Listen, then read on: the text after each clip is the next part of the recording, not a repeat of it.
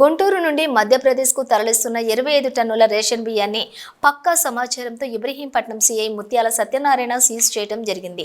ఈ సందర్భంగా ఆయన మాట్లాడుతూ పెదవడ్లపూడి నరసింహారావు అనే వ్యక్తికి సంబంధించిన రైస్ మిల్లు నుండి అక్రమ రేషన్ బియ్యాన్ని గుంటూరు నుండి మధ్యప్రదేశ్కు తరలిస్తున్న నేపథ్యంలో పక్కా సమాచారంతో ఇబ్రహీంపట్నం రింగ్ సెంటర్ వద్ద లారీని ఆపి తనిఖీ చేయగా అందులో 25 టన్నుల రేషన్ బియ్యం కలిగి ఉన్నారని తెలియజేయడం జరిగింది.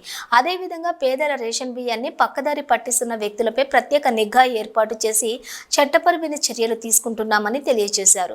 పోలీసుల తనిఖీల్లో పట్టుబడిన రేషన్ బియ్యాన్ని రెవెన్యూ శాఖ డిటి రామకృష్ణకు సమాచారం ఇవ్వడంతో ఇబ్రహీంపట్నం పోలీస్ స్టేషన్కి చేరుకుని 25 టన్నుల రేషన్ బియ్యాన్ని మరియు లారీని సీజ్ చేయడం జరిగింది. అనంతరం డిటి రామకృష్ణ మీడియాతో మాట్లాడుతూ పట్టుబడిన రేషన్ బియ్యానికి సంబంధించినటువంటి యజమానులపై మరియు లారీ డ్రైవర్లపై చట్టపరమైన చర్యలు తీసుకుంటామని, పట్టుబడిన రేషన్ బియ్యానికి జాయింట్ కలెక్టర్ కోర్టులో ప్రవేశపెట్టడం జరుగుతుందని, అదేవిధంగా సెక్షన్ 7A కింద కేసులు నమోదు చేయడం కూడా జరుగుతుందని తెలిపారు.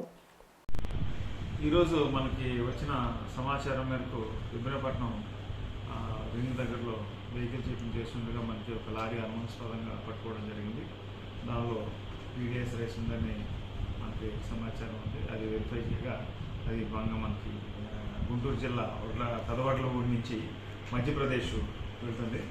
250 క్వింటాల్స్ అవి బిల్స్ అవి చూపించడం జరిగింది డ్రైవర్ది. మాకు డౌట్ వచ్చి మన డిప్యూటీ తహసీల్దార్ సివిల్ సప్లై రామకృష్ణ గారికి ఇచ్చి అది చెక్ చేయించాం. అవి పీడిఎస్ రేస్ లాగా ఉన్నాయని చెప్పి తెలియజేయడం జరిగింది. దాని మీద డ్రైవర్ని అదుపులోకి తీసుకుని లారీని ఆ పీడిఎస్ రైస్ 250 క్వింటాల్స్ కూడా సీజ్ చేసి దాని మీద కేసు నమోదు చేశాం. ఇది నరసింహారావు అనే అతను పెదవడ్లపూడి రైస్ మిల్లు ఓనరు దీన్ని లోడ్ చేసినట్టు అతనికి అతనే మధ్యప్రదేశ్ పంపిస్తున్నారు.